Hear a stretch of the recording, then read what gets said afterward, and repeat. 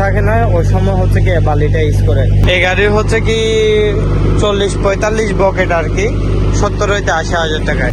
মূলত আপনারা সৌদি আরবে বালুগুলো হচ্ছে কি এই স্টাইলের দেখে থাকেন এগুলা, কিন্তু এই বালু যেটা দেখতেছেন এখন আমি যে বালুটা দেখাবো সেটা হচ্ছে কি দাহাব রমল বলে কিংবা গোল্ডের বালু বলে আর কি, স্বর্ণের। কারণ কি সেটা যেরকম দাম সেরকম কাজ। এবং এই সাধারণ বালিগুলা পানি ধরে রাখতে তেমন একটা সক্ষম না, কিন্তু এখন যে লাল বালিটা আছে ওটা হচ্ছে কি আপনার পানি ধরতে সক্ষম। অর্থাৎ এই দেশে গাছের যখন পানি চলে যায় গরমকালে পানি স্টক থাকে না ওই সময় হচ্ছে কি বালিটা ইউজ করে। তো আপনারা যদি এই ভিডিওটা পুরো দেখেন তাহলে বুঝতে পারবেন বালিটা কিরকম।